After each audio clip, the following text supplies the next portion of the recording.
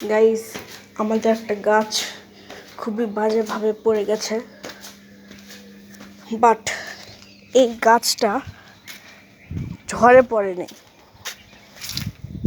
এই যে এখন একটু দুপুর, দেখেন সবচেয়ে ছোট একটা পিচ্ছি পিচ্ছি গাছ যেগুলো, এই একটা গাছও পড়ে নাই, কিন্তু এই একটা গাছও পড়েনি। আর ঝড়ের সময় তো আমরা ছাদে এসেছিলাম, সেটা আপনারা দেখেওছেন। ঝড়ের সময় কোনো গাছ পড়েনি, আর তারপরে সকালেও একটা গাছও পড়ে নাই। তাহলে আমরা এটা জানি যে এটা কোনো না কোনো একটা মানুষ ফেলছে। এইভাবে কোনো দিন এত বড় একটা গাছ পড়ে যাবে? পেঁপের গাছ কোনো দিন কি এইভাবে একটা গাছে পড়ে যাওয়া সম্ভব? আপনারা দেখেন গাছটা ছিল কোথায়, সেটা আপনাদেরকে দেখাই।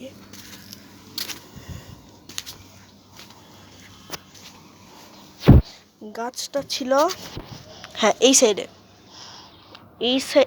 এই সাইডে ছিল। ইটগুলো না এই সাইড,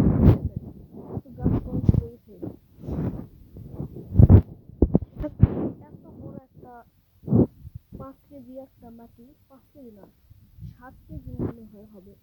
এই যে এরকম একটা এইভাবে করে একটা গাছ পড়ে যায়, বলে অত্যন্ত মজবুত একটা গাছ। এর আগে আমাদের এই গাছে এত বড় একটা পেঁপে ধরেছিল।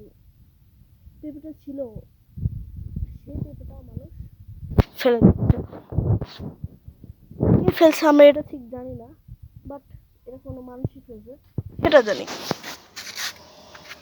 এই গাছটা এখন আমাদেরকে তুলতে হবে। দেখেন কিভাবে পাতাগুলো একদম, মানে কি আর বলবো। আসলে এই পৃথিবীর শ্রেষ্ঠ জীব হলো মানুষ, আবার সব থেকে ভয়ঙ্কর জীবও মানুষ।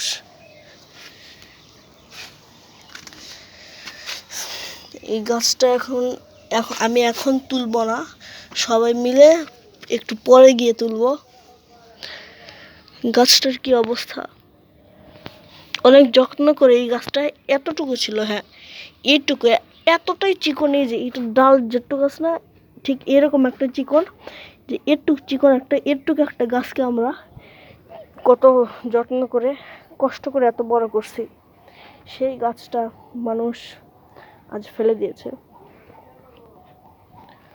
এই ইটগুলো কতটা বুদ্ধিমান মানুষ, মানে কতটা টেকনিক করে ফেলেছে। এই ইটগুলো ছিল ওই যে ওখান থেকে ইট পর্যন্ত এখানে এনেছে। ঝড়ের সময় আমরা ছাদেই ছিলাম, ঝড়ের সময় একটা গাছও পড়েনি। আচ্ছা, ওই গাছের তো আরো অনেক ভারী, এই গাছে তো পড়তে পারতো। কোনো গাছেই পড়া উচিত ছিল না। আমরা ঝড়ের সময় ছিলাম, এবং সকালে সম্ভবত কেউ একটা ছাদে এসেছিল, বাট কে এসেছিল সেটা আমরা জানি না। তো আমাদের এত বড় গাছটা কখনোই একা একা ঝড়ে পড়ে যাবে না, এটা অবশ্যই কোনো মানুষের কাজ। মানুষ কতটা ভয়ঙ্কর হিংস্র হলে এরকম করে একটা মানুষের তিলে তিলে গড়া গাছ ফেলে দিতে পারে। এই যে এটার মধ্যে কিন্তু সামান্য একটু একটা মাটি আছে, একবারে ঝরমর একটা জিনিস, 1/2 কেজি ওজন নেই এর মধ্যে, এটা তলাও নাই।